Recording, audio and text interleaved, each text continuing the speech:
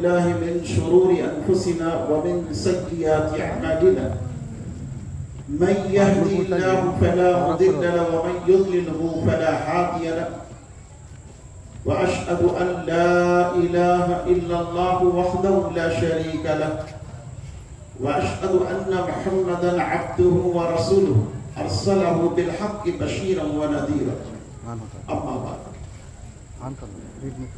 فإن خير الحديث كتاب الله وخير الهدي هدي محمد صلى الله عليه وسلم شر الأمور محدثاتها وكل محدثة بدعة وكل بدعة ضلالة وكل ضلالة في النار فقد قال الله تبارك وتعالى في قرآن المجيد والفرقان الحميد فأعوذ بالله من الشيطان الرجيم بسم الله الرحمن الرحيم لقد خلقنا الإنسان في أحسن تقويم ثم رددناه أسفل سافلين إلا الذين آمنوا وعملوا الصالحات فلهم أجر غير ممنون وقال تعالى والعصر إن الإنسان لفي خسر إلا الذين آمنوا وعملوا الصالحات وتواصوا بالحق وتواصوا بالصبر ఈ రోజు నాకు ఇచ్చినటువంటి అంశం మానవ జన్మ లక్ష్యం. అంటే మానవుడు ఈ లోకంలో రావటానికి గల మూలమైన కారణం. ఎవరినైనా అడిగితే ఏమండి మీరు ఈ లోకంలో ఎందుకు వచ్చారు అంటే బాగా చదువుకోవటం, మంచి ఉద్యోగం చేయటం, మంచి వివాహం చేసుకోవటం, బాగా సంపాదించటము, అంతేనా? ఇంకా తర్వాత ఏం లేదా? మరి ప్రయోజనం ఏముంది?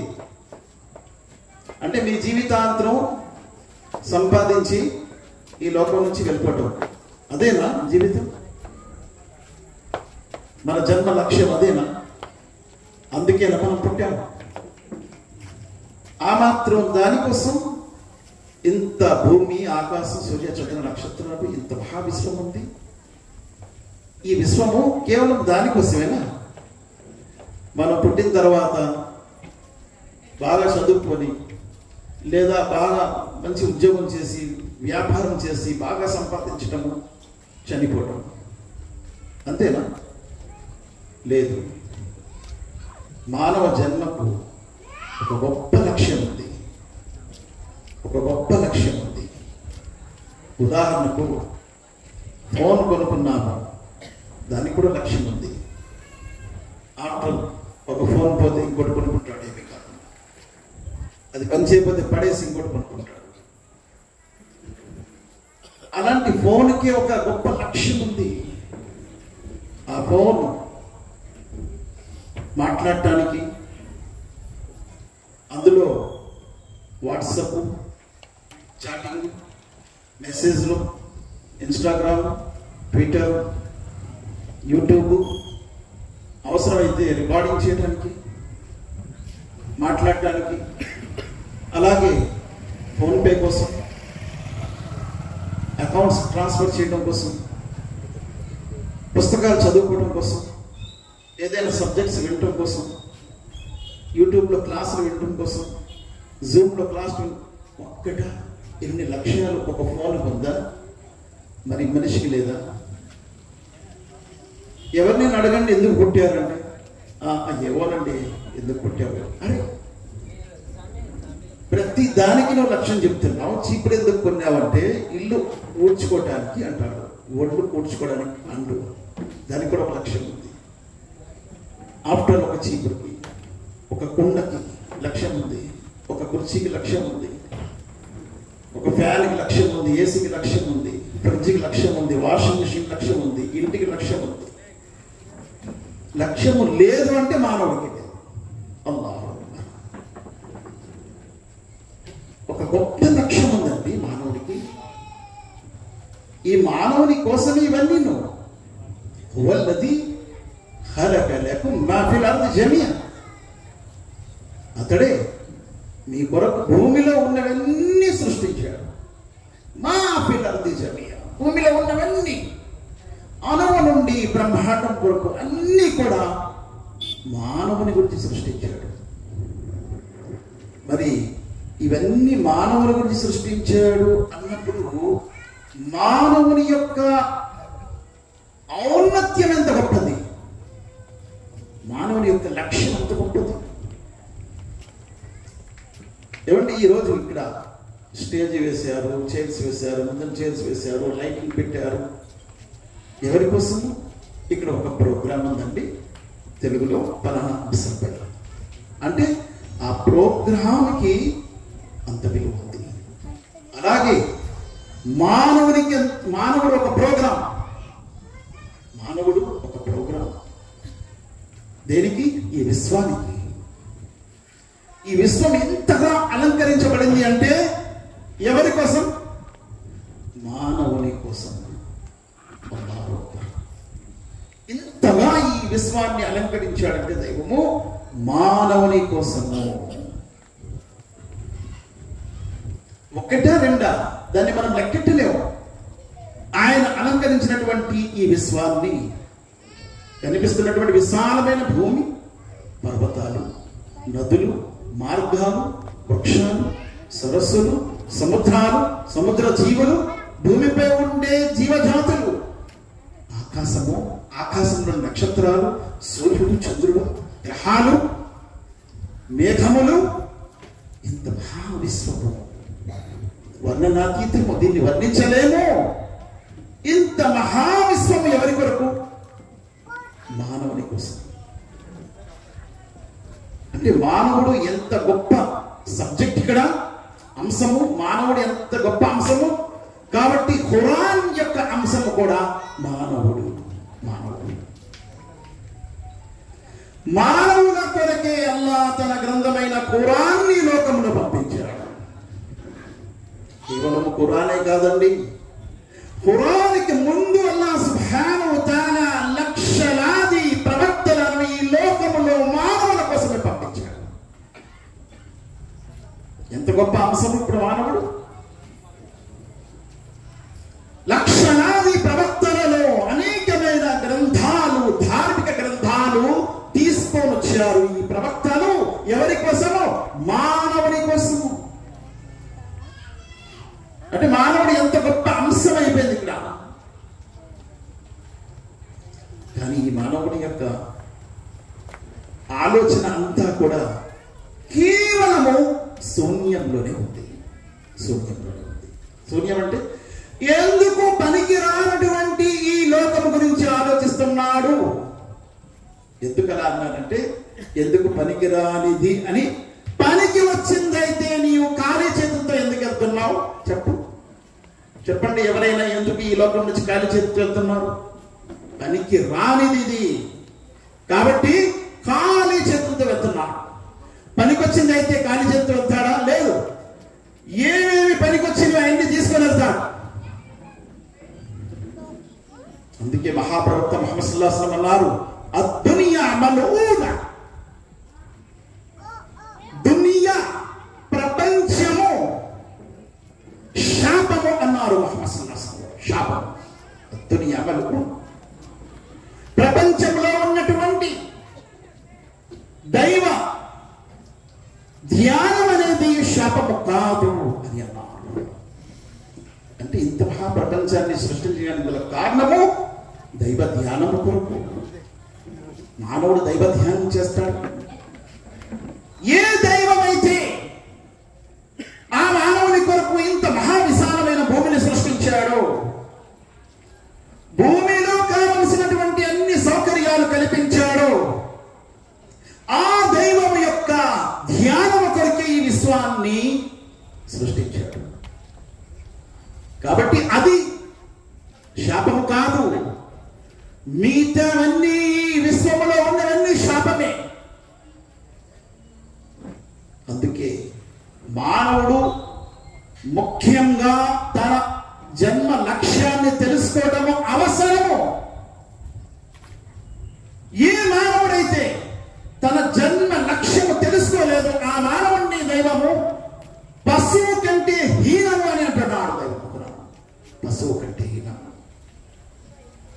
చూడండి అలా ఏమన్నారు, వలకద్ కర్రమ్నా బనీ ఆదమ వహమల్నాహు ఫిల్ బర్రి వల్ బహ్రి వరజక్నాహు మినత్ తయ్యిబాత్ వఫజ్జల్నాహు అలా కతీరన్ మిమ్మన్ ఖలక్నాహు తఫ్సీలా.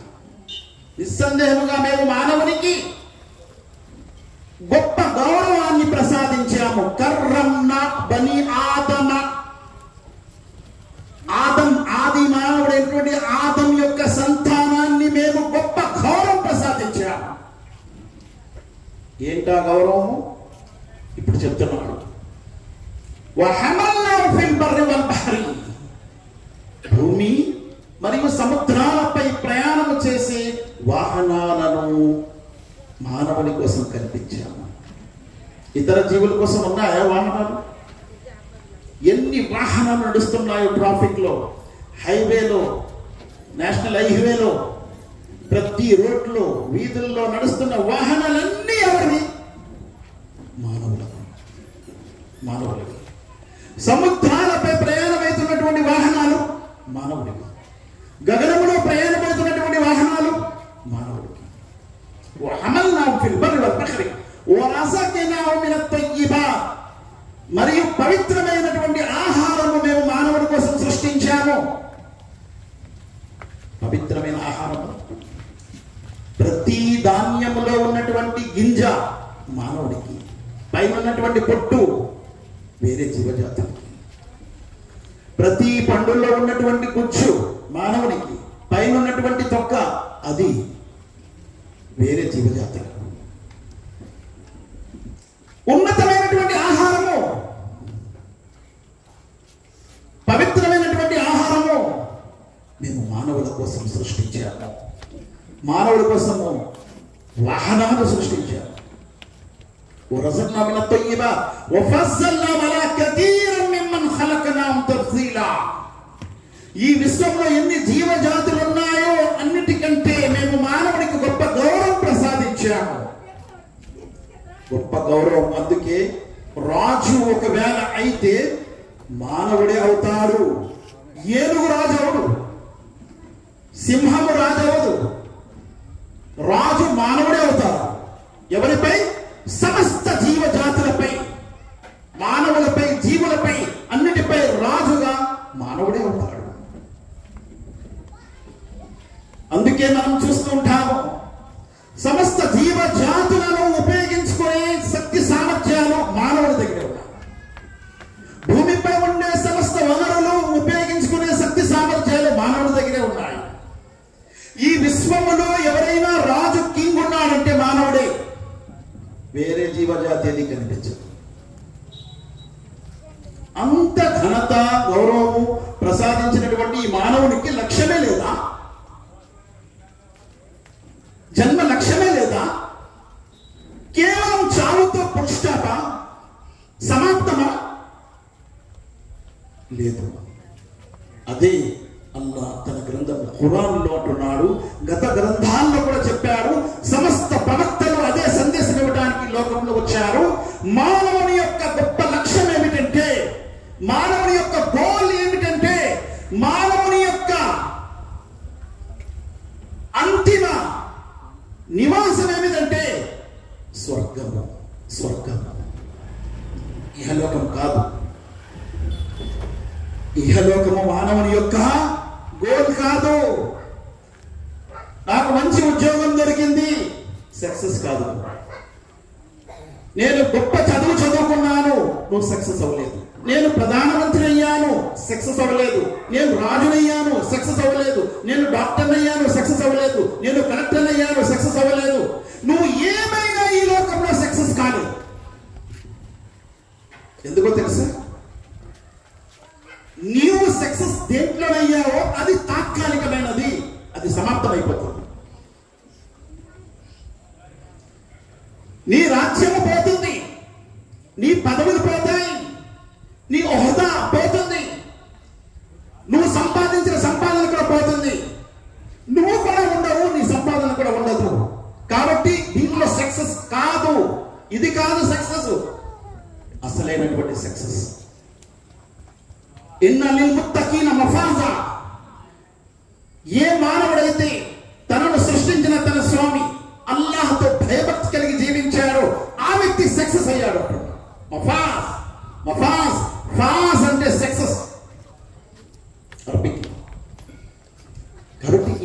లోకములో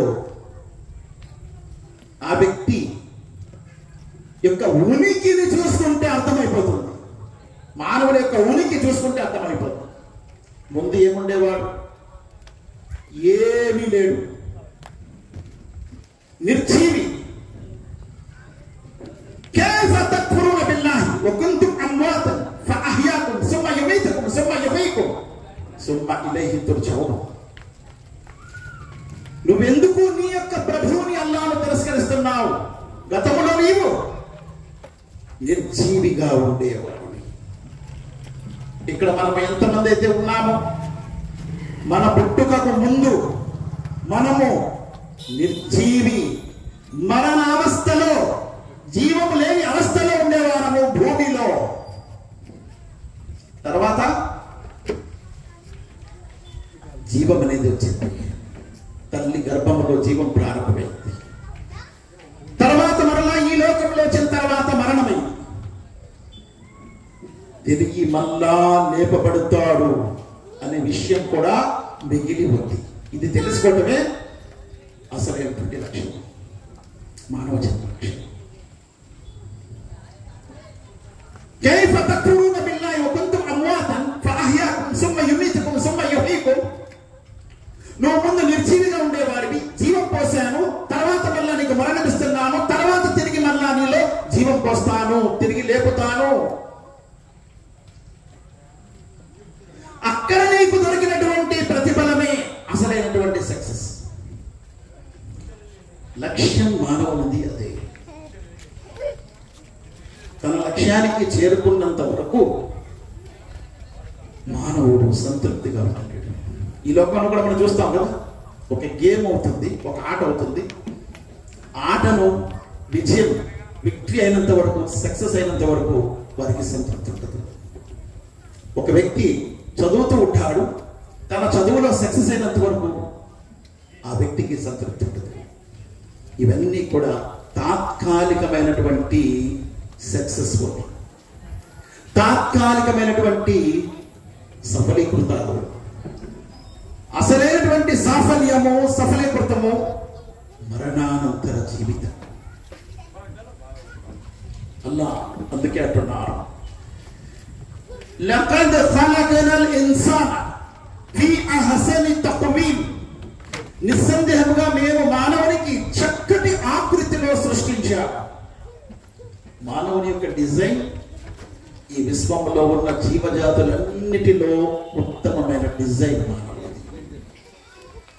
ఆ డిజైన్ ఏంటి? వాడు నిటారుగా తన తలను పైకెత్తి నిలబడి ఉంటాడు. సమస్త జీవులు మానవుని ముందు తలలు వాల్చుకొని వస్తాయి. మానవుని డిజైనే ఉన్నతమైనదని అన్నాడు. లఖద్ ఖలఖనల్ ఇన్సాన ఫీ అహ్సని తక్వీమ్. హసన్ అంటే అరబిక్ లో మంచి అని, అహసన్ అంటే చాలా మంచిది అని. ఇస్మే తఫ్సీల్ అంటారు. చాలా మంచి రీతిలో అల్లాహ్ మానవునికి సృష్టించాడు. లఖద్ ఖలఖనల్ ఇన్సాన ఫీ అహ్సని తక్వీమ్ సుమ్మ రదద్నాహు అస్ఫల సాఫిలీన్. కానీ ఈ మానవుడు అంత మంచి ఆకృతిలో పుట్టినటువంటి ఈ మానవుడు భూమి కింద పాతాళంలో దిగబడిపోతున్నాడు. ఎలా దిగబడిపోతున్నాడు? ఇల్లల్లదీన ఆమను, విశ్వసించేవారు దిగబడలేదు. ఎవరైతే విశ్వసించలేదో సృష్టికర్త అయినటువంటి అల్లాహ్ను, వారందరూ భూమి కింద అతన సుతల తలాతల పాతాళములో దిగబడిపోతున్నారు. విశ్వాసులు దిగబడలేదు. ఎక్కడికి వెళ్తారు విశ్వాసులు? 7 ఆకాశాలపై ఉన్నటువంటి జన్నత్ స్వర్గంలో చేరుకుంటారు. అందుకే అల్లాహ్ అంటున్నారు తన గ్రంథంలో, ఇన్నల్ అబ్రార లఫీ ఇల్లియీన్ వమా అదరాక మా ఇల్లియూన్ కితాబున్ మర్హూమ్. ఎవరైతే ఈ లోకములో సదాచరణ చేసుకున్నారో పుణ్యాత్ములు, వారు ఇల్లీన్కి వెళ్తారు. ఆ ఇల్లీన్ అంటే ఏమిటో మీకేం తెలుసు?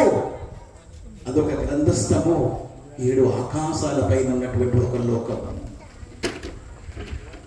ఈ లోకం కంటే అతి విశాలమైనటువంటి లోకం ఉంది. ఆ లోకము కొరకు ఈ మానవుడు సృష్టించబడ్డాడు. అక్కడ శాశ్వతముగా ఉంటాడు. ఈ లోకము మానవుని యొక్క గోలు కాదు. ఈ లోకము మానవునికి శాశ్వతము కాదు. ఇది తాత్కాలికమైన జీవితము. శాశ్వతమైన జీవితం అక్కడ శాశ్వతంగా ఉంటాడు. ఖాలిదీన ఫీహా అబద, శాశ్వతంగా అక్కడ ఉంటాడు.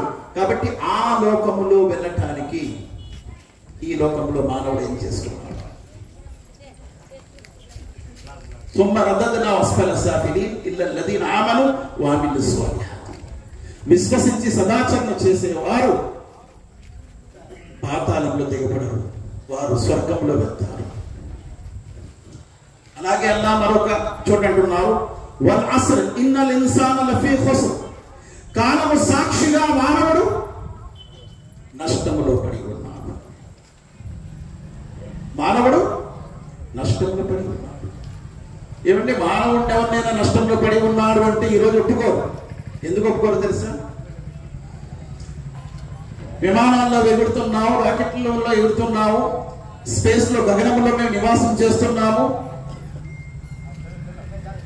సైన్స్ అండ్ టెక్నాలజీలో మేము చాలా ముందుకు వెళ్ళాము, అనేకమైనవి కనుక్కున్నాము, నష్టంలో ఎక్కడున్నాము? ఇల్లల్లదీన ఆమను. కానీ విశ్వాసం నష్టంలో లేదు. ఎవరైతే విశ్వసిస్తారో వారు నష్టంలో లేరు, మిగిలిన వారంతా కూడా నష్టంలో ఉన్నారు.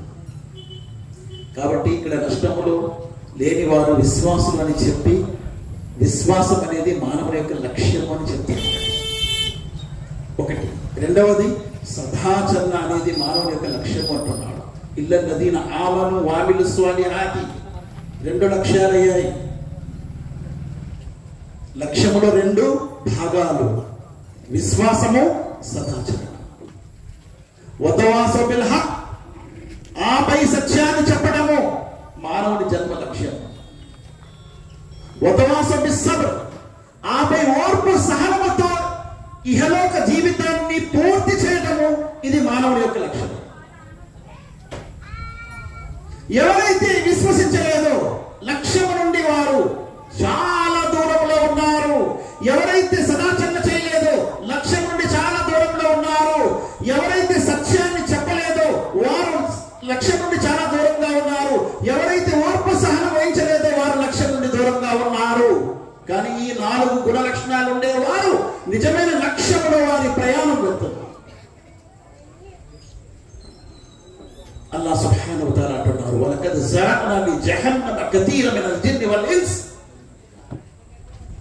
మానవులు జిన్నాతుల్లో ఎక్కువ శాతం మేము నరకములో నింపుతామంటున్నారు. ఏమైంది? ఈ మానవుని యొక్క లక్ష్యము పాడయ్యింది.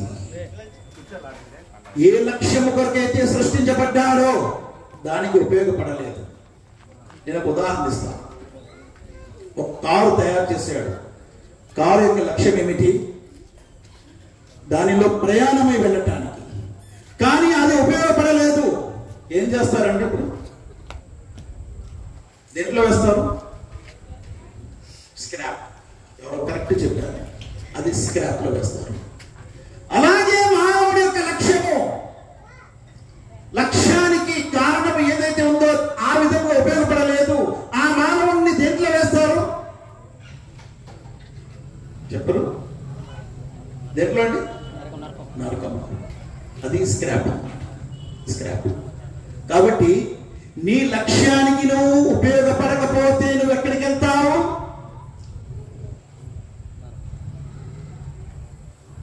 స్క్రాప్కి వెళ్తావు. ఏ వస్తువైనా తన లక్ష్యానికి ఉపయోగపడకపోతే ఎక్కడికి వెళ్తుంది? ఎక్కడికి వెళ్తుందండి? స్క్రాప్ వెళ్తుంది. అలాగే మానవుడు కూడా తన లక్ష్యానికి ఉపయోగపడకపోతే ఎక్కడికి వెళ్తాడు? స్క్రాప్ వెళ్తాడు. దానినే అల్లాహ్ నరకము అంటున్నాడు. కానీ ఆ నరకములో లాబిసీన ఫీహా అహ్కాబా, యుగ యుగాలు పడి ఉంటాడు. ఎవరైతే లక్ష్యానికి ఉపయోగపడుతున్నారో అవి ఎక్కడుంటాయి? ఉదాహరణకి ఒక ఫోన్ ఉంది. ఏ లక్ష్యం కొరకైతే తయారు చేశారో ఆ లక్ష్యం ప్రకారంగా ఉపయోగపడుతుంది. ఎక్కడుంటుంది అది? మన జేబీలో, పాకెట్లో ఉంటుంది. స్క్రాప్ లో ఉంటుందా? స్క్రాప్ లో గోల్డ్ ఫోన్లు ఉంటాయి. అవి ఎందుకే? లక్ష్యానికి ఉపయోగపడట్లేదు. ఏ ఫోన్ అయితే లక్ష్యానికి ఉపయోగపడుతుందో అది జేబులో ఉంటుంది. ఏ కార్ అయితే లక్ష్యానికి ఉపయోగపడుతుందో అది కార్ పార్కింగ్ లో ఇంట్లో ఉంటుంది. ఏ ఫ్రిడ్జ్ అయితే లక్ష్యానికి ఉపయోగపడుతుందో బంగ్లాలో ఉంటుంది. ఏ వస్తువు అయితే లక్ష్యానికి ఉపయోగపడుతుందో చాలా ఉన్నతమైనటువంటి ప్రదేశాలలో ఉంటుంది. అవునా కాదా? లక్ష్యానికి ఏదైతే ఉపయోగపడలేదో అవి ఎక్కడుంటాయి? స్క్రాప్.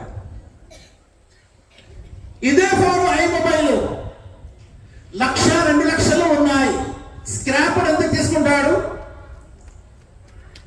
ఎవరు రేట్ వస్తుంది? ఏమైనా ఐ మొబైల్ కదండి అంటే స్క్రాప్. స్క్రాప్ బఠానీలు ఇస్తారంటాడు. చూసారా? వాడు లక్ష్యానికి ఎప్పుడైతే ఉపయోగపడడో వాడి విలువ కూడా పోతుంది అంటాడు అల్లాహ్ సుబ్హానహు వ తఆలా. మానవుని యొక్క విలువ కూడా పోతుంది. ఎంత విలువైతే మానవునికి ఉందో ఆ లక్ష్యానికి విరుద్ధంగా వాడు వెళ్ళాడో వాడి విలువ కూడా పోతుంది. ఐ మొబైల్కి 2 లక్షలు రేటు కూడా ఉంది, ఇంకా 10 లక్షలు కూడా ఉంది. కానీ దాని లక్ష్యానికి అది ఉపయోగపడకపోతే బఠానీ, అది లక్ష్యానికి ఉపయోగపడితే దాని రేటు అంత కలుగుతుంది. కాబట్టి అల్లాహ్ సుబ్హానహు వ తఆలా కూడా అంటున్నాడు, నీ విలువను నువ్వు కోల్పోకు.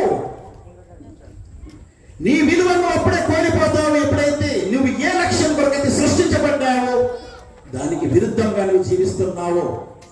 అందులో నేను ఒకటి చెప్పాను. మొదటిది విశ్వాసము. ఎవరి పట్ల విశ్వాసం ఉండాలి?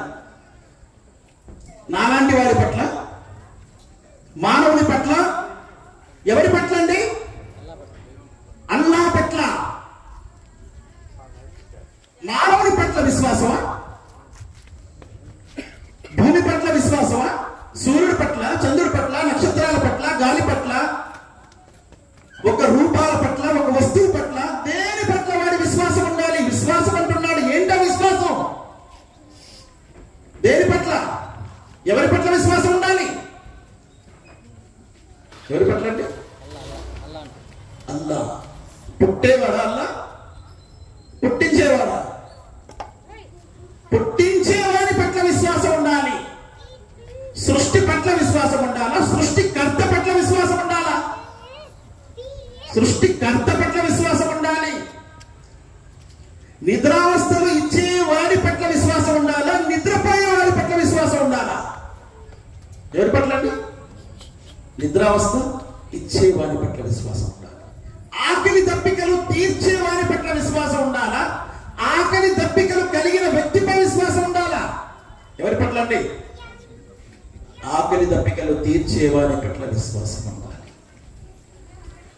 భూమి ఆకాశాలను సృష్టించే వారి పట్ల విశ్వాసం ఉండాలా? లేకపోతే భూమి ఆకాశాల్లో ఒక సృష్టి రాశిగా పుట్టే వారి పట్ల విశ్వాసం ఉండాలా? ఎవరి పట్ల అండి? భూమి ఆకాశాలను సృష్టించే వారి పట్ల విశ్వాసం ఉండాలి. అప్పుడే ఆ లక్ష్యము సరైనటువంటి లక్ష్యంలో ఆ వ్యక్తి ఉంటాడు. మొదటిది విశ్వాసం, రెండవది సదాచరణ. సదాచరణ సమాజము చెప్పే మాటల ప్రకారము జీవించే వ్యక్తిని సదాచరణ అంటారా? ప్రవక్త ఎవరైతే అల్లాహ్ వైపు నుండి తీసుకొచ్చినటువంటి ఆదేశాలు ఉన్నాయో వాటి ప్రకారం జీవించడం సదాచరణ అంటారా? దేనినంటారండి? మానవులు, సమాజము, పెద్దలు చెప్పిన ప్రకారము జీవించటము అది సదాచరణ అంటారా? లేదా ప్రవక్త అల్లాహ్ వైపు నుండి భూమి ఆకాశాలకు ప్రభు అయినటువంటి ఆ విశ్వ ప్రభు పంపినటువంటి ప్రవక్తలు తీసుకొచ్చినటువంటి ఆదేశాల ప్రకారం జీవించడం సదాచరణ అంటారా? దేన్నంటారు? ప్రవక్త తీసుకొచ్చిన ఆదేశాలని సదాచరణ అంటారా? లేదా నేను పెట్టింది నువ్వు పాటించు అంటే సదాచరణ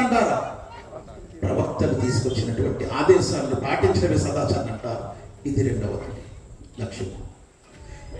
ఈ రెండిట్లో ఏ ఒకటి లేకపోయినా లక్ష్యం ఉందా లేదా? లేదు. మానవుని యొక్క జన్మ లక్ష్యమే లేదు. వతవాసౌ బిల్ హక్, సత్యం చెప్పేవాడు, పరస్పరం ఒకరికి మరొకరు సత్యం చెప్పేవాడు. అసత్యం చెప్పేవాడు లక్ష్యంలో ఉన్నారా? సత్యం చెప్పేవాడు లక్ష్యంపై ఉన్నారా? ఎవరున్నారండి? అసత్యం చెప్పేవాడు నిజమైన లక్ష్యంపై ఉన్నాడా? సత్యం చెప్పేవాడు లక్ష్యంపై ఉన్నాడా? ఎవరున్నారు? సత్యం చెప్పేవాడు. మూడయ్యాయి. ఈ మూడిట్లో ఏ ఒకటి లేకపోయినా లక్ష్యంలో ఉన్నాడా లేదా? లేదా, లేనట్లే. అందుకే నేను చెప్పాను, ఒక వాహనము కూడా ఉంది. వాహనం అయితే బాగానే ఉందండి, కానీ పని చేయదు అంటే అది ఎక్కడ ఉంటుంది? స్క్రాప్. ఫోన్ అయితే ఉంది, పని చేయదండి, ఓల పడేసారు, పిల్లలు ఆడుకుంటారు అంటే ఎక్కడ ఉంటుంది? స్క్రాప్. అలాగే మనలో లక్ష్యము, విశ్వాసము, సదాచరణ, సత్యాన్ని చెప్పడము ఈ లక్ష్యం లేకపోతే మనము మన లక్ష్యంపై లేనట్లే అంటున్నాడు అల్లాహ్ సుబ్హానహు వ తఆలా. కాబట్టి నీకు తోచినటువంటి రీతిలో నీవు విశ్వసించు. ఫత్తకుల్లాహ మస్తతాతుం, నీకు ఎంత వీలైతే అంతవరకు విశ్వసించు. విశ్వాసం అంటే ఏమిటో తెలుసుకో. దేనిని విశ్వాసం అంటారో తెలుసుకో. విశ్వాసము తర్వాత సదాచరణ అంటే ఏంటో తెలుసుకో. నీకు ఎంత స్తోమత ఉంటే అంతవరకు సదాచరణ చెయ్యి. ఫత్తకుల్లాహ మస్తతాతుం, నీకు ఎంత వీలైతే అంతవరకు సదాచరణ చెయ్యి. సత్యాన్ని చెప్పు. నీకు ఎంత వీలైతే అంతవరకు సత్యం చెప్తూ ఉండు. సత్యాన్ని చెప్పటము ఏమంటారు? లక్ష్యం. మూడేయండి. ఇక నాలుగోది వతవాస బిస్సబ్ర్, ఓర్పు సహనము వహించడం. ఓర్పు సహనము వహించడం. ఇది లేనివారు లక్ష్యంలో లేనంటే. ఈ నాలుగిట్లో ఏది ఒకటి లేకపోయినా లక్ష్యంలో లేనట్లే. మానవ జన్మ లక్ష్యము మనము తెలుసుకోవడానికి ఇక్కడ కూర్చున్నాము. మానవ జన్మ లక్ష్యములో మొదటిది విశ్వాసము, రెండోది సదాచరణ, మూడవది సత్యాన్ని చెప్పటము, నాలుగవది ఓర్పు సహనం వహించడము. ఓర్పు కోల్పోయాడు, లక్ష్యంలో లేడు. సత్యం చెప్పడం లేదు, లక్ష్యంలో లేడు. సదాచరణ చేయడం లేదు, లక్ష్యంలో లేడు. విశ్వసించలేదు, లక్ష్యంలో లేడు. ఎవరైనా అడగొచ్చు, ఏమండి మాకు అంతగా చేయాలంటే అవ్వదండి, నేను చెప్పినవి మేము చేయలేము. అల్లాహ్ ఏమంటున్నాడు? నీకు ఎంత వీలైతే అంతవరకు చెయ్యి. ఫత్తకుల్లాహ మస్తతాతుం, నీకు ఎంత వీలైతే అంతవరకు చెయ్యు. ఒక వ్యక్తి చూడండి, ఒక వ్యక్తి ఫరజ్ నమాజులు మాత్రమే చేయగలడు, సున్నతులు నఫీళ్ళు చేయలేడు. ఆయన సదాచరణలో ఉన్నాడా లేదా? ఉన్నాడు. అల్లాహ్ అదే అంటున్నాడు, నీకు ఎంత వీలైతే అంతవరకు నీ సదాచరణ చేయి. చూడండి, ఒక వ్యక్తి చనిపోయాడు. చనిపోతున్నప్పుడు తన పిల్లలతో అంటున్నాడు, తన బిడ్డలతో అంటున్నాడు, ఒరే నా దగ్గర ఏమీ లేదురా, ఒక్క సదాచరణ అంటూ లేదు, సిల్లి కప్పంటూ ఒక్క పుణ్యం అంటూ లేదు. కాబట్టి మీరు నన్ను కాల్చి బూడిద చేసి నా బూడిదను తుఫాను గాలులు వచ్చేటప్పుడు వెదజల్లండి, సముద్రాల్లో వెదజల్లేయండి అన్నాడు. వారి కొడుకులు ఆ వ్యక్తిని కాల్చి బూడిద చేసి ఇటువంటి స్ప్రెడ్ చేశారు. కానీ అల్లాహ్ తీర్పు దినం నాడు తిరిగి లేపాడు. అల్లాహ్తో అన్నాడు, అల్లాహ్ నా కొడుకులతో ఎంత చెప్పాను, వాళ్ళని కోసమే, వాళ్ళని పోషించడం కోసం నేను అన్ని చేశాను. ఎంత చెప్పానో, నత్తి బాదుకున్నాను, ఒరే నన్ను ఇలా చేయండి, చేశారు నీ కొడుకులు, నేను లేపలేనుకున్నా ఏంటి? నా ఒక్క ఆజ్ఞ చాలు. నీ ధూళి, నువ్వు కాలినటువంటి నీ బూడిద ఎక్కడెక్కడందు అన్ని కూడా ఒక్కసారి సమైక్యంగా సమావేశమయ్యి వెంటనే నీలో ప్రాణం వచ్చి నువ్వు నా ముందు నిలబడ్డావు. ఒక్క ఆజ్ఞ చాలు. అల్లా, నాకు ఎంత భయం వేసిందంటే నువ్వు ఇలా లేపుతావని ముందు అనుకోని నేను చేశాను. కానీ ఇంతగా నేను ప్రయత్నించినా నువ్వు నన్ను లేపేవా. ఆ దాసుడిని ఆ యజమాని అడుగుతున్నాడు, ఏ కారణముగా నువ్వు ఇలా చేశావు? ఏ కారణముగా నీవు ఇలా చేశావు? అల్లా, నా దగ్గర ఏ పుణ్యాలు లేవు, నా దగ్గర నమాజులు లేవు, రోజాలు లేవు, జకాతులు లేవు, హజ్ లేదు, పుణ్యకార్యాలు ఏమీ లేవు, అన్ని పాపాల మూటే ఉంది. నువ్వు గనక నిన్ను లేపితే నరకంలో వేస్తావని భయముతో అలా చేయమన్నాను. ఎందుకంటే నువ్వు లేపుతావు, ఇది తథ్యము. స్వర్గము తథ్యము, నరకము తథ్యము, ఇవన్నీ వాస్తవము, నాకు తెలుసు. నా దాసుడా, నీ ఈ విశ్వాసమే నీకు నరకం నుండి కాపాడింది. ఇక్కడ ఏమర్థమైందండి మనకి? ఏమర్థమైంది? ఆ వ్యక్తిలో ఉన్నటువంటి అతి అల్పమైన చిన్న విశ్వాసము కూడా ఆ వ్యక్తిని లక్ష్యానికి తీసుకెళ్ళిపోయింది. కాబట్టి చూడండి, కొన్ని కార్లు మొత్తం డ్యామేజ్ అయి ఉంటాయి, కానీ చక్కగా నడుచుకుంటూ వెళ్తుంది. అంటే పనికొస్తుందా లేదా? అది పనికొస్తుంది. కాకపోతే చూడటానికి అందవికారంగా ఉంది, స్క్రాప్ లో వేసేయాలనిపిస్తుంది, కానీ మంచి కండిషన్ లో పరిగెడతాం. కాబట్టి లక్ష్యం అనేది ప్రధానం అండి, గుర్తించుకోండి. ఎవరికైతే ప్రధానమైనది విశ్వాసం ఉందో, విశ్వాసంతో పాటు సదాచరణం ఉందో, తర్వాత ఓర్పు సహనం ఉందో, సత్యాన్ని చెప్పే బుద్ధి ఉందో, ఓర్పు సహనం ఉందో, వారు ముమ్మాటికి ఎప్పుడు కూడా నష్టపోయేవారు కాదు. కాబట్టి మానవ జన్మ లక్ష్యం అనేది మానవుడు తెలుసుకోవడానికి అల్లాహ్ సుబ్హానహు వ తఆలా తన ఖురాన్లో అంటున్నారు, వల్ ఆదియాతి జబహా ఫల్ మోరియాతి ఖదహా ఫల్ ముగీరాతి సుబహా ఫఅతర్న బిహి నక్ఆ ఫవసత్న బిహి జమఆ ఇన్నల్ ఇన్సాన లిరబ్బిహి లకనూద్. ఇక్కడ ఒక గుర్రము దేని కొరకు సృష్టించబడిందో ఆ లక్ష్యం గురించి అల్లాహ్ చెప్తున్నాడు. గుర్రం గురించి. గుర్రము దేని గురించి? తన యజమాని యొక్క విధేయత కోసం సృష్టించబడింది. కాబట్టి అది జీవితాంతం నిలబడే ఉంటుంది, ఇప్పుడు కూర్చోదు. యజమాని గుర్రంపై కూర్చోగానే ఆ గుర్రము ఓకలు వేస్తూ ఆందోళనతో పరుగులు తీస్తుంది. రాత్రుల్లో అగ్ని రగచుకుంటూ పరిగెడుతుంది, పగలు దుమ్ము ధూళి ఎగర్చుకుంటూ పరిగెడుతుంది, బాణాల్లో ఖడ్గాల్లో దూరి సైన్యంలో దూరి తన ప్రాణాన్ని ఇచ్చేస్తుంది, కానీ యజమాని మాటను జరగదాటదు. అంటే లక్ష్యంలో ఉందా లేదా గుర్రము? లక్ష్యంలో ఉంది. ఇది చెప్పి వెంటనే తక్షణమే అల్లాహ్ మాట చెప్తున్నాడు, ఇన్నల్ ఇన్సాన లిరబ్బిహి లకనూద్. కానీ మానవుడు తన ప్రభువు పట్ల అవిధేయతతో ఉన్నాడు. ఎవరండి? గుర్రము తన ప్రభు పట్ల విధేయత ఉందా లేదా? ఉంది. మానవుడు తన ప్రభు పట్ల అవిధేయతతో ఉన్నాడు. وَإِنَّهُ عَلَى ذَلِكَ لَشَهِيدٌ. దీనికి సాక్ష్యం స్వయంగా మానవుడే.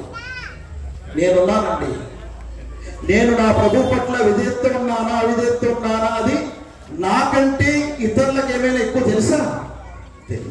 అందరికంటే ఎక్కువగా ఎవరికి తెలుసు నా గురించి? నాకే తెలుసు. నాకంటే ఎక్కువగా అల్లాహకు తెలుసు, కానీ అందరికంటే ఎక్కువగా నా గురించి నాకే తెలుసు. అందుకే దీనికి సాక్షి నువ్వే అంటున్నాడు అల్లాహ్ సుబ్హానహు వ తఆలా. వఇన్నహు అలా దలిక లషహీద్ వఇన్నహు లిహుబ్బిల్ ఖైరి లషదీద్.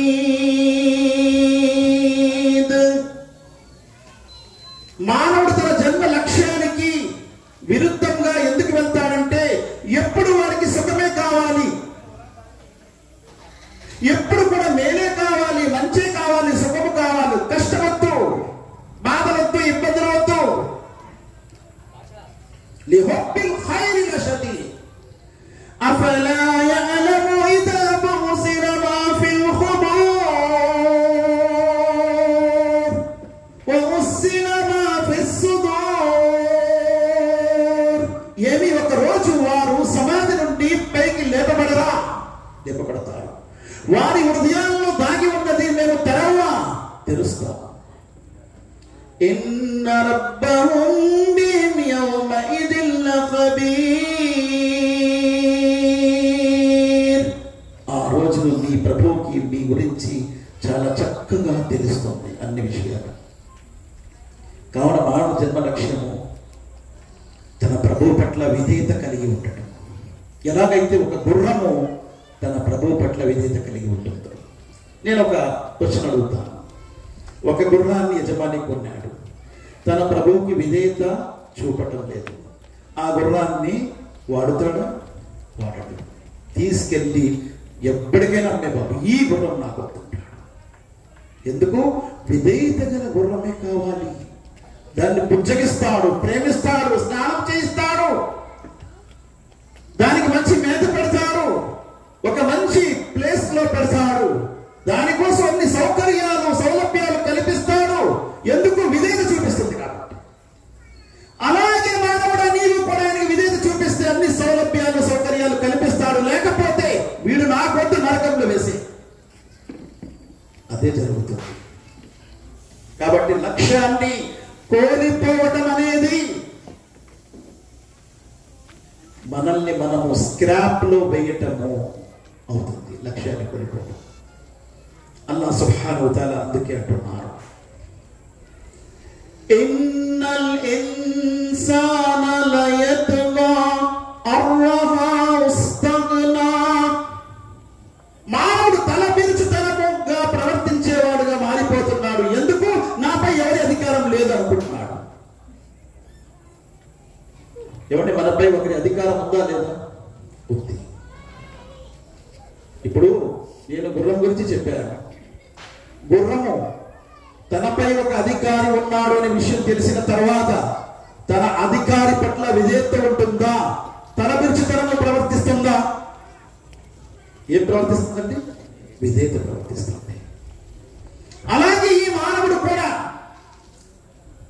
నాపై ఒక అధికారి ఉన్నాడు అని ఎప్పుడైతే అనుకుంటాడో తన బిరుచుతనము కనిపించదు. విధేయత, లోబడితనము, సనాచరణ, మంచి మార్గంలో నడుచుకోవటము ఆ మానవుల్లో కనిపిస్తూ ఉంటారు. ఇన్నల్ ఇన్సాన లయత్గా. నిస్సందేహముగా ఆ మానవుడు తలబిరుచుగా మారిపోతాడు, తలబిరుచుతనంగా మారిపోతాడు. అర్రహా ఉస్తగ్నా. నాపై ఎవరి అధికారం లేదు అనుకుంటాడు. మరలా దాన్నే రిపీట్ చేస్తూ అల్లా వాడి మరణ ఘడియల్లో ప్రశ్నిస్తున్నాడు. ఫలౌలా ఇన్ కుంతుం గైర మదీనీన్ తర్జిఊనహా ఇన్ కుంతుం సాదికీన్. నీపై ఎవరి అధికారం లేదు అని అనుకుంటున్నావా? నేను తీసినటువంటి ప్రాణాన్ని మళ్ళా తిరిగి రప్పించుకో. నేను నీ ప్రాణాన్ని తీస్తున్నాను కదా, నీకు మరణమిస్తున్నాను కదా, నీ ఆత్మను కైవసం చేసుకుంటున్నాను కదా, నీపై ఎవరి అధికారం లేదనుకున్నావు కదా, ఇప్పుడు నీలో నుంచి తీసినటువంటి ప్రాణాన్ని మళ్ళా రప్పించుకో అని అలా అంటున్నాడు. కావున ఏ మానవుడు దుష్ప్రవర్తన ప్రవర్తిస్తాడో అల్లా స్పష్టంగా చెప్తున్నాడు. ఏ మానవుడు లక్ష్యానికి విరుద్ధంగా వెళ్తాడు స్పష్టంగా చెప్తున్నాడు. ఏ మానవుడు లక్ష్యంలో ఉంటాడు అల్లా స్పష్టంగా చెప్తున్నాడు తన గ్రంథం ఖురాన్ అజాన్ తర్వాత.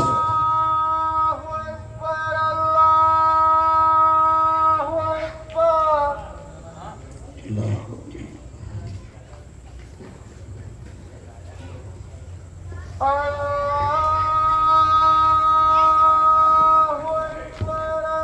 ذرأنا لجهنم كثيرا من الجن والإنس لهم قلوب لا يفقهون بها ولهم عين لا يبصرون بها ولهم آذان لا يسمعون بها أولئك كالأنعام بل هم أضل أولئك هم الغافلون. నిస్సందేహంగా మేము మానవుణ్ణి గొప్ప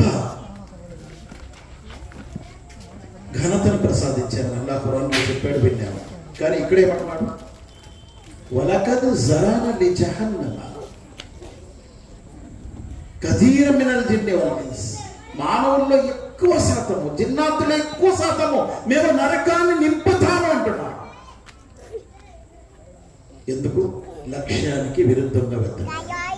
లహుం ఖులూబున్ లా యఫ్కహూన బిహా.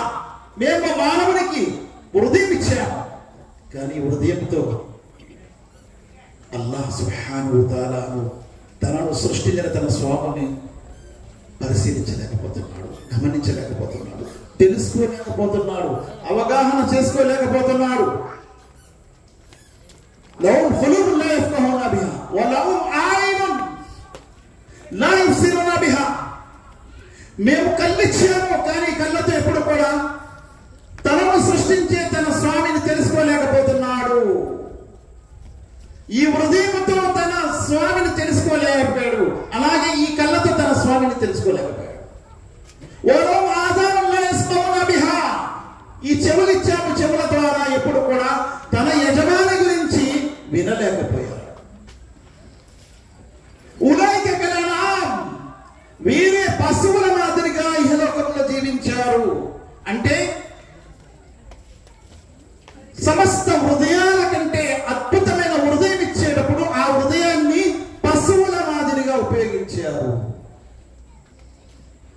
అద్భుతమైనటువంటి కళ్ళు ఇచ్చేటప్పుడు ఆ కళ్ళను పశువుల మాదిరిగా ఉపయోగించారు. అద్భుతమైన చెవులు ఇస్తే ఆ చెవులను పశువుల మాదిరిగా ఉపయోగించారు అని ఆపుతూ ఆ తర్వాత అంటున్నాడు, బలం అజల్, పశువుల కంటే హీనముగా జీవించారు. నేను కొన్ని ఉదాహరణలు ఇస్తాను. మానవ జన్మను లక్ష్యం తప్పిపోతే ఏమవుతాడు? పశువు కంటే హీనము. ఏమంటే పశువులు, మృగాలు, జీవజాతులు ఉన్నాయి. వాటిని మనిషిని ఒక్కసారి టాలీ చేసి చూసుకుందాం. అడవికి రాజు ఉన్నాడు, సింహం. ఈ భూమిపై కూడా రాజు ఉన్నాడు, ఒక పెద్ద అధికారి రాజు. అడవికి రాజు సింహము వేటాడి తన ఆహారాన్ని సంపాదించుకుంటుంది. ఆ తర్వాత కడుపు నిండిపోయిన తర్వాత ఇంకా ఏ జీవిపై కూడా దాడి చేయదు, కాముగా ఉంటుంది. మరలా తనకు ఆకలిస్తేనే వెళ్తుంది. కానీ ఈ రాజు ఏం చేస్తాడు? ఒకడితో కడుపు నిండుతుందా? నిండుతుంది. ఎంతమందిని చంపుతాడో, ఎంతమందిని కొడతాడో, ఎంతమందిని తింటాడో, అయినా వాడి పొట్ట నిండదు. ఆ రాజుకి ఒక్క జంతువుతో చాలా తన పొట్ట నిండిపోతే ఇంక వేరే జోళ్ళకి వెళ్ళదు. కానీ వీడికి ఉదాహరణకు అందరినీ కొట్టి 1 కోటి సంపాదించాడు, చాలురా అంటాడా? లేదు. 100 కోట్లు చాలంటాడా? లేదు. 1000 కోట్లు చాలంటాడా? లేదు. 1,00,000 కోట్లు చాలంటాడా? లేదు. 1,000,000 కోట్లు చాలంటాడు? లేదు. అల్లాహ్ కూడా అందుకే అంటున్నాడు, ప్రవక్త ముహమ్మద్ సల్లల్లాహు అలైహి వసల్లం అంటున్నారు, ఒక లోయ ఒక పెద్ద లోయ బంగారం ఉంది, ఇంకో లోయ ఉంటే బాగుండు అంటారు. ఇంకోటి కూడా దొరికేసింది. ఆ తర్వాత ఏమంటాడు? ఇంకోటి ఉంటే బాగుండు. వాడి పట్ట దేనితో నిండుతుంది? ఈ లోయలు ఉన్నటువంటి బంగారంతో నిండుతుందా? నిండదు. ముహమ్మద్ సల్లల్లాహు అలైహి వసల్లం అన్నారు, సమాధి యొక్క మట్టితో వాడి పట్ట నిండుతుంది. అల్హాకుముత్ తకాసుర్ హత్తా జుర్తుముల్ మకాబిర్ కల్లా సౌఫ తఅలమూన్ థుమ్మ కల్లా సౌఫ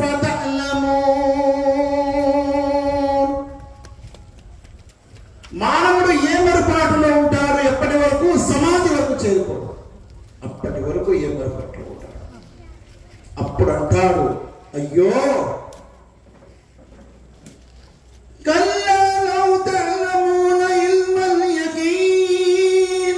నాకు మరణానికి ముందే ఈ విషయం తెలుస్తుంటే ఎంత బాగుంది. తెలుసా లేదా? తెలుసు, కానీ తెలియనట్టు నటించాడు. ఎవరికి తెలియదు? తెలియని వాళ్ళు కూడా ఉన్నారు, లేదనలేదు నేను. కానీ తెలిసిన వారు కూడా ఎలా నటిస్తారు? తెలియని వారి మాదిరిగా నటిస్తూ ఉంటారు. నాకు సంబంధం లేదులే, అదేదో అని అనుకుంటూనే ఉంటాడు. అంటే అన్ని తెలిసి కూడా తెలియని మాదిరిగా నటిస్తూ ఉంటాడు. చివరికి శ్మశానానికి, ఖబరస్థానికి నలుగురు భుజాలపై పెట్టి తీసుకెళ్ళేటప్పుడు అప్పుడంటారు, అయ్యో నాకు ఈ విషయం ముందు తెలిస్తే ఎంత బాగుండు.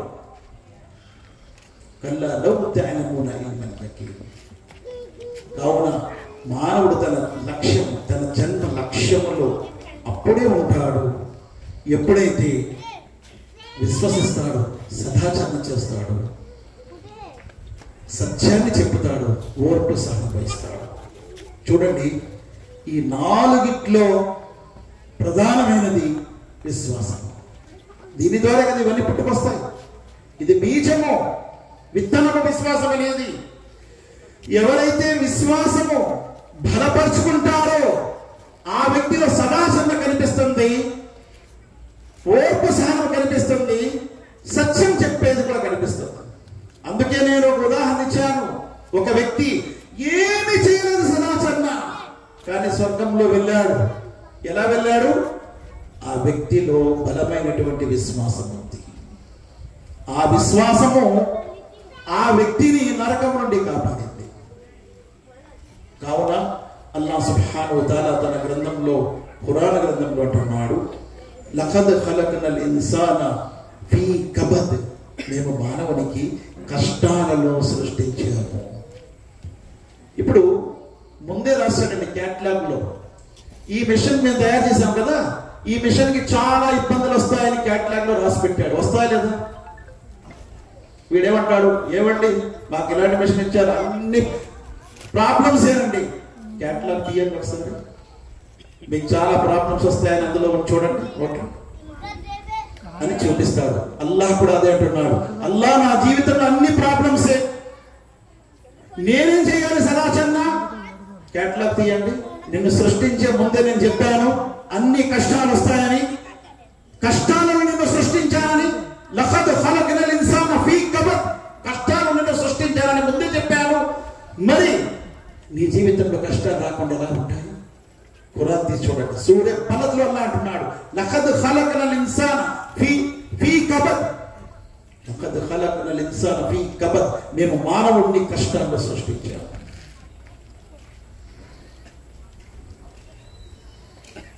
అయహ్సబుల్ ఇన్సాను అల్లన్ నజ్మ ఇదామ, ఈ మానవుడు ఏమనుకున్నాడంటే మట్టిలో కలిసిపోయినటువంటి ఎముకలను తిరిగి లేపడం వల్ల,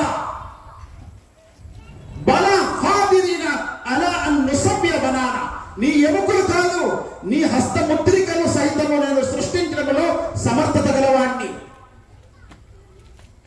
సమాధానం ఇస్తున్నాడు. కాబట్టి లక్ష్యం నుండి తప్పుతున్నాడు. ఎక్కడ? మరణము తర్వాత సమాప్తం అనుకుంటున్నాడు. సమాప్తం కాదు, మరణము తర్వాతే అసలైన జీవితము ప్రారంభం. మరణము వరకు అసలైన జీవితం కాదు, ఇది పిసలైన జీవితము. అందుకే ఒక ఆట, ఒక వినోదం అంటున్నాడు. అందుకే ఇదొక మోసపుచ్చే జీవితం అంటున్నాడు. వమా హాదిల్ హయాతు దునియా ఇల్లా లైబు వ లహ్ వమల్ హయాతు దునియా ఇల్లా మతాఉల్ గురూర్. ఈ రెండు ఆయతులు అవే చెప్తున్నాయి. ఒక ఆట, వినోదం మాత్రమే ఈ జీవితము. ఈ జీవితము ఒక మోసం మాత్రమే. జాగ్రత్త, అసలైన జీవితము పరలోకం.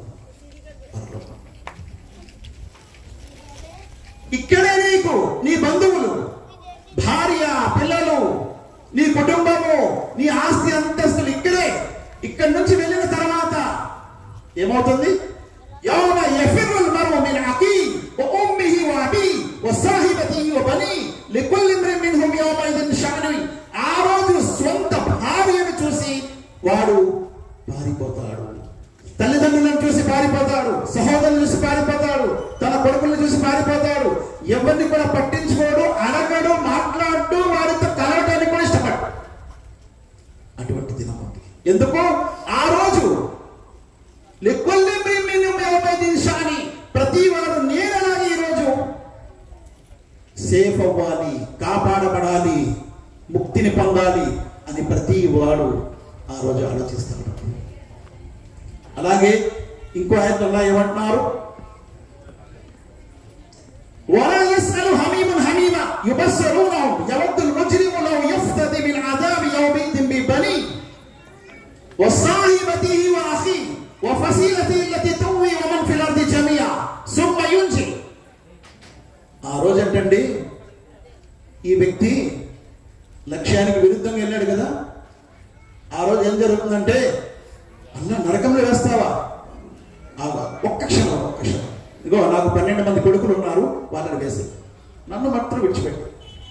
కుదరదు కల్లా అంటాడు. కుదరదా? అల్లా నా భార్యను కూడా వేసే కాబట్టి నాకు స్వర్గం ఇవి. కుదరదు. అల్లా నా అన్నదమ్ములు ఉన్నారు 1 డజన్ మంది, వాళ్ళని కూడా వేసే. కుదరదు. అల్లా నా కుటుంబం చాలా పెద్దది, కొన్ని 100 మంది ఉన్నారు, నా కుటుంబం అంతా కూడా వేసే. కుదరదు. కుదరదా? అల్లా భూమిలో ఉన్న జీవజాతులన్నీ వేసాయి. ఇక్కడ చూడండి ఏమంటున్నాడు? వమన్ ఫిల్ అర్ది జమియా, భూమిపై ఉండే జీవజాతులన్నీ. మన్ అంటే ఏ జీవజాతులైతే ఉన్నాయో, మానవుడే కాదు, కోట్లాది మంది మానవులు, సమస్త జీవజాతులు 87 లక్షల రకాల జీవజాతులు భూమిపై ఉన్నాయి, అన్నిటిని వేసే, నన్ను మాత్రం కాపాడు. కుదరదు. కాబట్టి లక్ష్యానికి విరుద్ధంగా వెళ్ళేవాడు చాలా ప్రయత్నిస్తాడు సేఫ్ అవటానికి, రక్షణ అవటానికి, తన నరకం నుండి కాపాడబడటానికి, స్క్రాప్ లో వెళ్లకుండా కాపాడటానికి. ఏమండి, ఈ బండిని వేయకండి, వేరే బండిని వేసేయండి అని అంటే ఇది ఇక్కడే ఉంటుందండి, ఎందుకు పనికిరాదు, ఇది స్క్రాప్ లో వేయవలసిందే అని అంటారే కానీ, సరే వాటిని వేసేస్తా ఉంటారు. తర్వాత దీనికి కూడా వస్తాడు, ఏమంటే వేసేయాలి, దీన్ని కూడా ఇప్పుడే ఇన్ని ఇచ్చాను కదా, లేదు దీన్ని వేసేయాలి. సేమ్ అదే. నువ్వు ఎంతమంది పేర్లు చెప్పినా, ఎంతమందిని వేయమని చెప్పినా, నువ్వు లక్ష్యానికి విరుద్ధంగా వెళ్ళావు కాబట్టి స్క్రాప్ లో, నరకంలో వెళ్ళవలసిందే. కాబట్టి ఇక్కడ మనం కూర్చున్న వాళ్ళంతా, నాతో సహితం అందరూ ఆలోచించుకోవాలి, నేను ఎక్కడికి వెళ్ళాలా? స్క్రాప్ లోకి వెళ్ళాలా, లేదా అద్భుతమైనటువంటి భవనంలో అలంకరించబడాలి? ఎక్కడికి వెళ్ళాలండి? ప్రతి ఒక్కరూ ఎక్కడికి వెళ్ళాలి?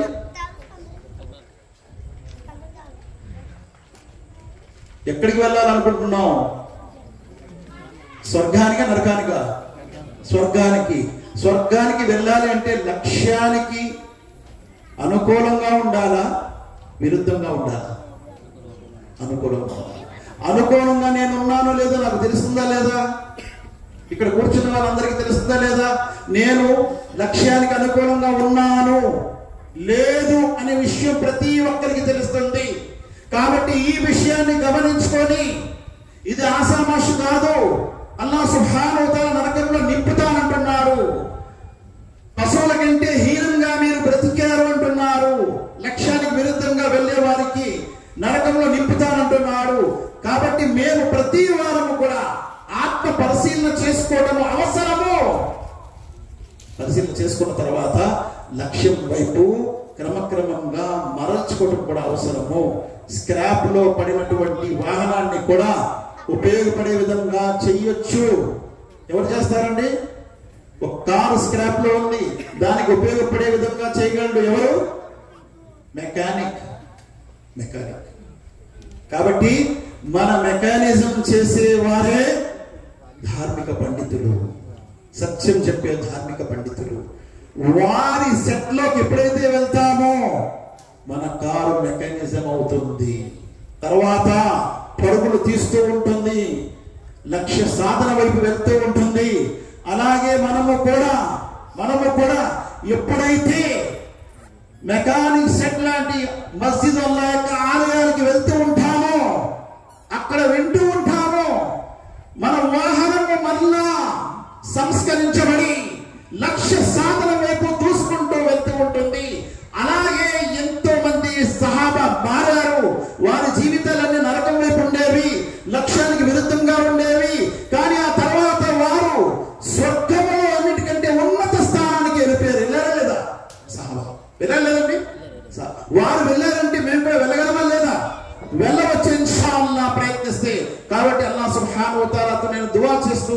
చివరిసారిగా ఈ విషయాన్ని మరలా రిపీట్ చేస్తూ చూడండి, ప్రతి ఒక్కరికి తెలుసు, ప్రతి ఒక్కరికి తెలుసు నేను లక్ష్యంపై ఉన్నానా లేదా అనేది.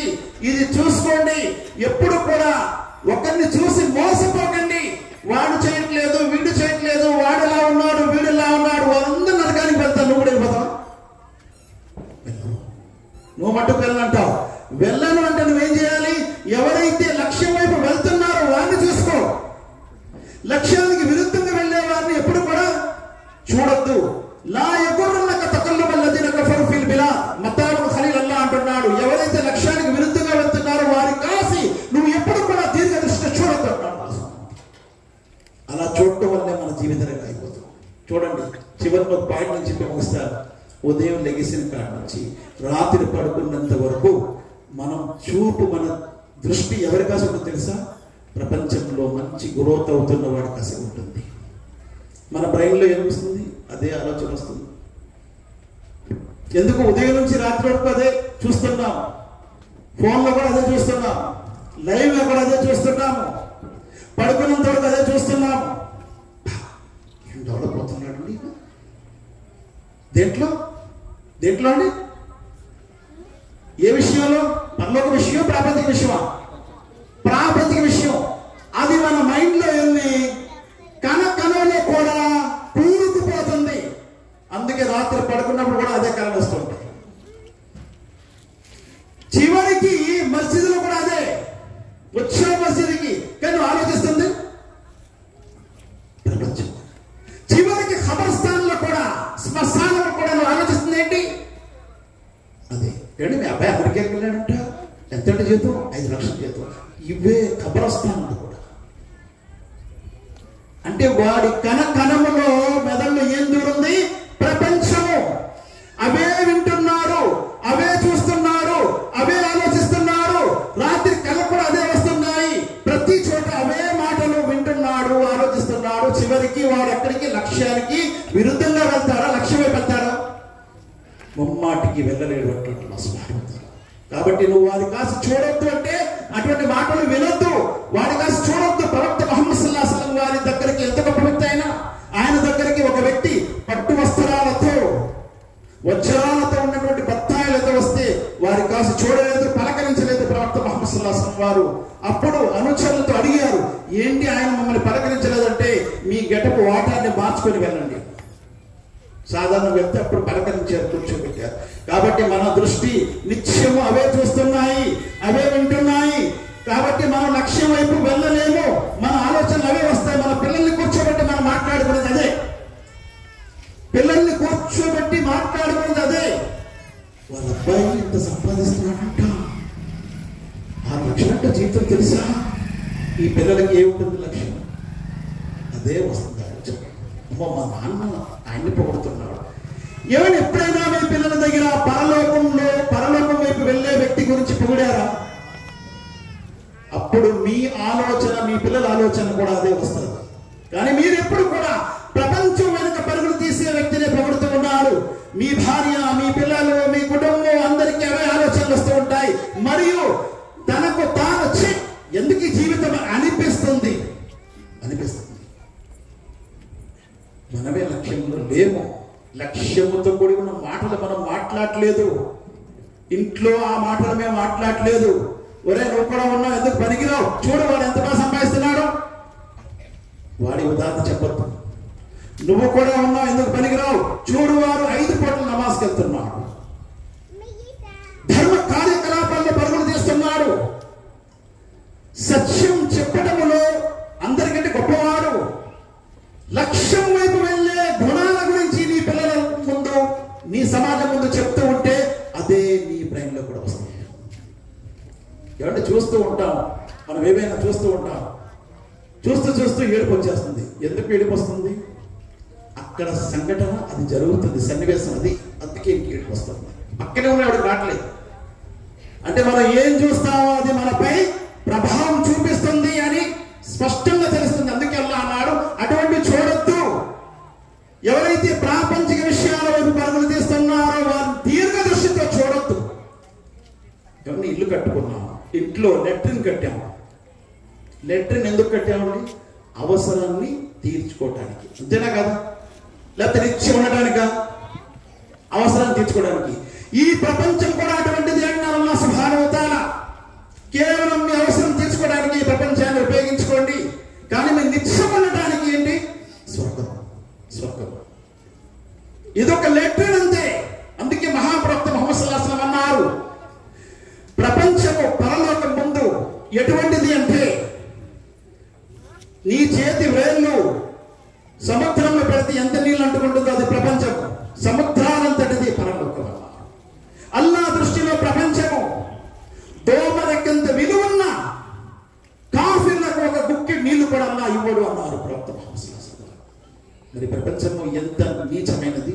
ముహమ్మద్ సల్లల్లాహు అలైహి వసల్లం అన్నారు, కుళ్ళిపోయినటువంటి ఒక గొర్రె పిల్ల, చిన్న పిల్ల కుళ్ళిపోయింది, పురుగులు పట్టున్నాయి, తన యజమాని పడేశాడు బెండ కుప్పపై. అల్లాహ్ భూలోకాన్ని కూడా అలా పడేశాడు, దునియాని, ప్రపంచాన్ని కూడా. పనికిరానిది అది.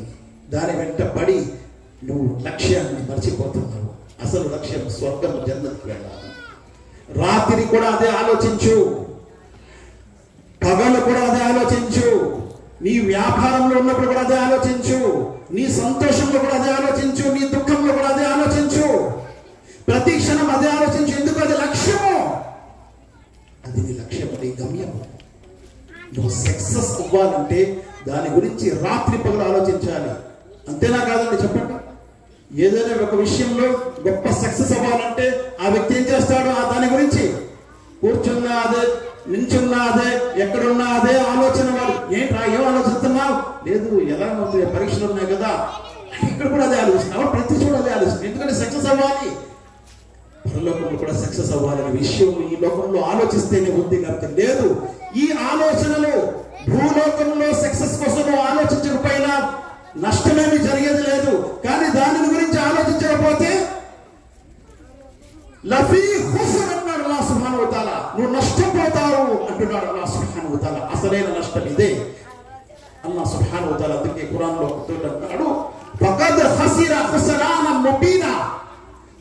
నష్టాలలో స్పష్టమైన నష్టము పరలోకం గురించి ఆలోచించకపోవడం. కాబట్టి మన లక్ష్యము వైపు మనం వెళ్ళడానికి ప్రయత్నించాలి. అల్లాహ్ సుబ్హానహు వ తఆలా దుఆ చేస్తున్నాను. అల్లాహ్ ఖురాన్ మరియు హదీస్ రెండు చదువుతూ వాటిని ఆచరిస్తూ ఆ విషయాన్ని తెలియని వారి వరకు అందించే భాగ్యాన్ని ప్రసాదించాలి.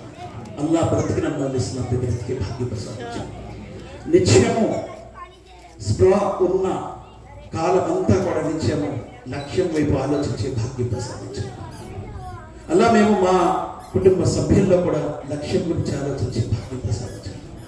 అసలైన లక్ష్యాన్ని స్వయంగా తెలుసుకొని తెలియని వారికి కూడా తెలియపరిచే భాగ్యం ప్రసాదించాలి. అల్లా ఇహలోకపు ఎన్ని లక్ష్యాలు ఉన్నాయో ఈ లక్ష్యాల కంటే ఉన్నతమైనది పరలోకం అనే విషయం మా మెదడులో కణములో నింపివేయాలి. అల్లా మా యొక్క సంతానాన్ని మా కళ్ళకు చల్లదనం చేయి. అల్లా మా యొక్క ధనాన్ని ఇహపరలోకంలో ఉపయోగపడేదిగా చేయి. మరణ ఘడియల్లో మా నోటి నుండి కలిమా లా ఇలాహ ఇల్లల్లాహ్ ముహమ్మద్ రసూలుల్లాహ్ చదివే భాగ్యం ప్రసాదించు. అందుకే ఎవరైతే లక్ష్యం గురించి నిత్యం ఆలోచిస్తూ ఉంటారో మరణ గడియల్లో ఆటోమేటిక్గా వారి నోటి నుండి లక్ష్యపు వచనము వస్తుంది. లా ఇలాహ ఇల్లల్లాహ్. సమాధిలో కూడా లక్ష్యం గురించి ఆలోచించాడు కాబట్టి రబ్బీ అల్లాహ్, దీనుల్ ఇస్లాం, నబియనా ముహమ్మద్ అనే ఖచ్చితమైన సమాధానాలు వస్తాయి. అల్లాహ్ ఈ భాగ్యం మాకు ప్రసాదించాడు. ربنا آتنا في الدنيا حسنة وفي الآخرة حسنة وقنا عذاب النار ربنا تقبل منا إنك أنت السميع العليم وتب علينا إنك أنت التواب الرحيم سبحان ربك رب العزة عما يصفون وسلام على المرسلين والحمد لله رب العالمين برحمتك يا أرحم الراحمين. జజాకల్లాహ్ బరకల్లాహ్.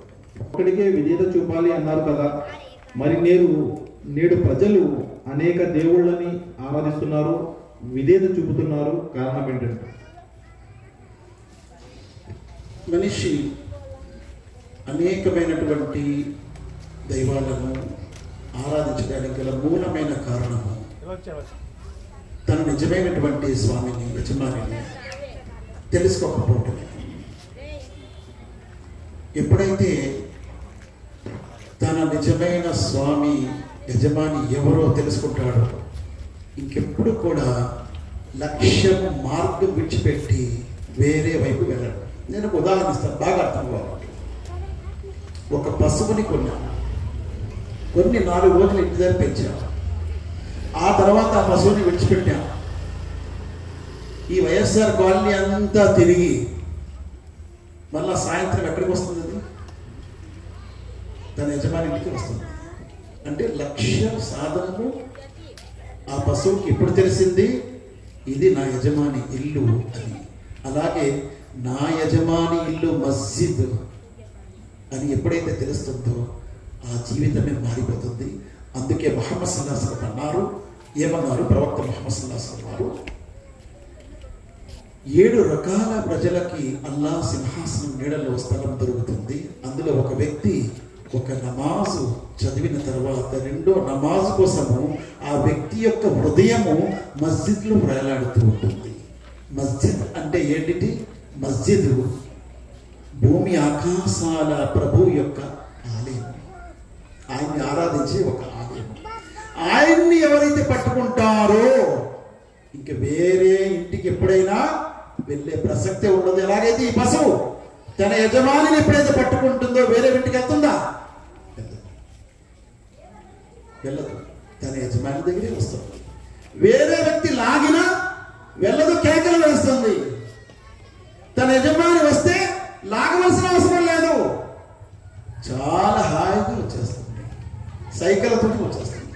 కాబట్టి ఎవరైతే తన యజమాని తెలుసుకుంటాడో, నా యజమాని ఎవరు అనే విషయం ఎవరైతే తెలుసుకుంటాడో తన జీవితంలో వేరే ఎవరి వైపు వెళ్ళడు. నిజమైన యజమాని తెలియని కారణంగానే అనేకమైనటువంటి ప్రదేశాల్లో వెళ్తున్నాడు. నిజమైన యజమాని తెలిసిన వ్యక్తి తప్పనిసరిగా మస్జిద్కే వెళ్తాడు.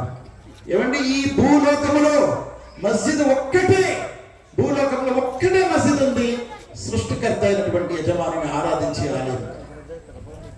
ఇంకెక్కడ కూడా లేదండి. అందుకే అల్లాహ్ ఏమన్నారు?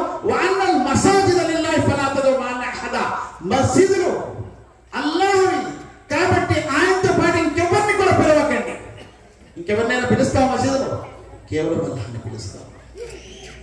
ఇంకో విషయం పరిశీలించండి. ప్రవక్త ముహమ్మద్ సల్లల్లాహు అలైహి వసల్లం అందుకే ఏమన్నారు?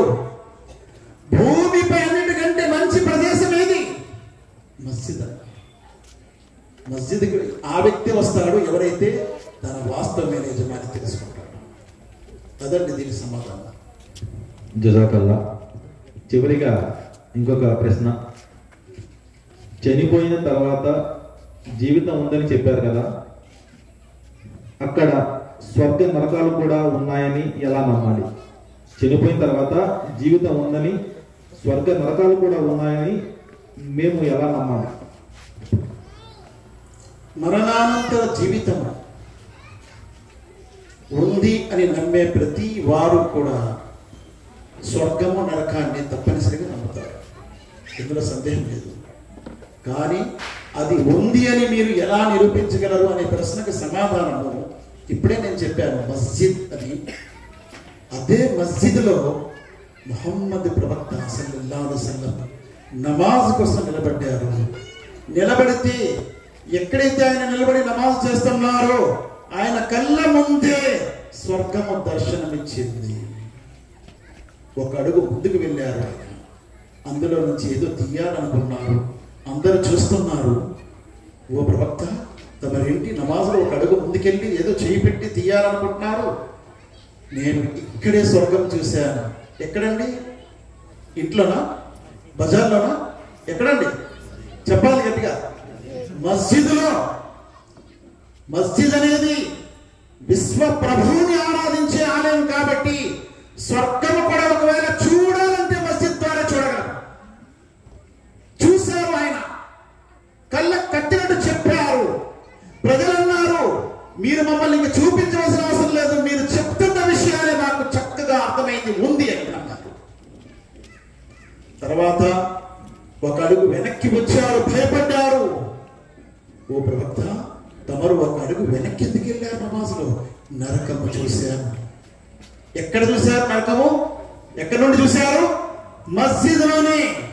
నరకం కూడా చూశారు. మస్జిద్కి వెళ్ళే వారికి అద్భుతమైన రీతిలో స్వర్గం ఉన్నదనే భావన వస్తుంది అనే విషయం కూడా తెలుస్తుంది. మస్జిద్కి వెళ్ళే వారికి నరకం ఉందనే ఒక భావన అద్భుతంగా వస్తుంది. అందుకే మస్జిద్కి వెళ్ళేవారు పాపాల నుండి దూరం ఉండే భాగ్యం కలుగుతుంది. మస్జిద్కి వెళ్ళేవారు పుణ్యాలు చేయాలనే ఒక భావన అనేది జనిస్తుంది. ఆ పుణ్యమైన ప్రదేశమే మస్జిద్, అల్లాహ్ కార్యం.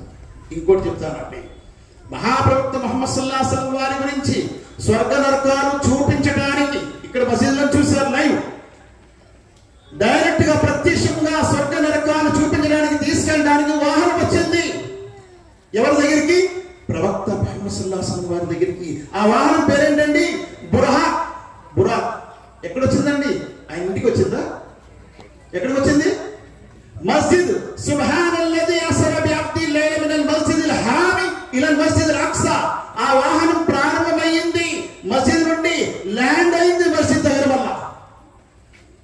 తర్వాత బైతే మామూర్ ఆకాశంలో మస్జిద్ ఉంది, అక్కడ ల్యాండ్ అయింది. తర్వాత 7వ ఆకాశంలో మస్జిద్ ఉంది, అక్కడ ల్యాండ్ అయింది. స్వర్గ నరకాలు చూపించి మళ్ళా తిరిగి వచ్చి ఆ ల్యాండింగ్ ఎక్కడైంది? మస్జిద్లోనే ల్యాండ్ అయింది. కాబట్టి మస్జిద్ మూలమైనది.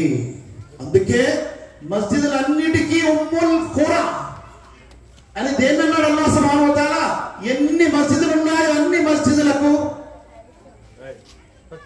తల్లి లాంటి మస్జిద్ ఎక్కడుంది? కాబా. అల్లాహ్ యొక్క ఇల్లు. అందుకే మక్కాకు అంత ఖర్చు పెట్టుకొని వెళ్తారు ప్రజలు. మస్జిద్కి అంత విలువ ఉందండి. చాలా మంది అంటారు నాకు, ఏవండి కాబాకి వెళ్ళాలంటే 4 లక్షలు ఎందుకండి? అది వేరే దాంట్లో ఉపయోగించవచ్చు. చూడు, కాబాకు అల్లాహ్ యొక్క ఆలయానికి అంత విలువ ఎందుకుంటుంటే అక్కడి నుంచి ఆయన వాహనము స్వర్గానికి బయలుదేరింది, మళ్ళా తిరిగి అక్కడే ల్యాండ్ అయ్యింది. అటువంటి పవిత్రమైన ఆ ప్రదేశంలో అడుగు పెట్టడానికి లక్షలు కాదు, కోట్లు కూడా ఖర్చు పెట్టడానికి వెనకాడరు విశ్వాసులు. సబ్సిడీలు ఇచ్చినా ఇవ్వకపోయినా, ఎవరు సహాయం చేసినా చేయకపోయినా నడిచి కూడా వెళ్ళడానికి ప్రయత్నిస్తారు విశ్వాసి. అందుకే అల్లాహ్ సుబ్హానహు వ తఆలా అంటున్నాడు, ఏమంటున్నాడు? నా ఆలయాలకు నా భక్తులు అలా వస్తారు ఎలాగైతే తేనెటీగలు తన తెడ్డు దగ్గరికి వస్తుంటాయి. అల్లాహ్ సుబ్హానహు వ తఆలా అద్భుతమైనటువంటి ఆలయాలు, మస్జిదులను ఈ భూలోకంలో పెట్టాడు. అది సృష్టికర్త అయిన అల్లాహ్ను ఆరాధించే ఆలయం కాబట్టి ఈ విషయాన్ని మనం ఎప్పుడైతే పరిశీలిస్తామో, ఇప్పుడు అడిగిన ప్రశ్నకి సమాధానం కూడా చాలా స్పష్టంగా తెలుస్తుంది. స్వర్గం నరకము మీరు చూడాలి అనుకుంటున్నారా? మీరు నిత్యం మస్జిద్కి వెళ్ళండి. ఇన్షాల్లా అబ్దుల్లా బిన్ ఉమర్ రజియల్లాహు అన్హు తన కలలో నరకం చూస్తున్నాడు. ప్రవక్త సల్లల్లాహు అలైహి వసల్లం అంటున్నాడు, ఓ ప్రవక్త, నేను ఇలా చూశాను, అది నరకం. అబ్దుల్లా, నువ్వు రాత్రులు ప్రార్థనలు చేయి, తహజ్జుద్, నరకం నుండి కాపాడడానికి అన్నారు. అలాగే ఒక సహాబీ ఒక విషయం చెప్తున్నారు, అది స్వర్గము అని ప్రవక్త ముహమ్మద్ సల్లల్లాహు అలైహి వసల్లం అన్నారు. కాబట్టి మస్జిద్కి వెళ్ళే వ్యక్తులలో తప్పనిసరిగా ప్రత్యక్షంగా లేదా పరోక్షంగా స్వర్గ నరకాల భావన అనేది స్పష్టంగా అర్థమవుతుంది. కణంలో, అణులో తన యొక్క మెదడు యొక్క కణంలో అది దూరిపోతుంది. నరకం ఉందని, స్వర్గం ఉందని.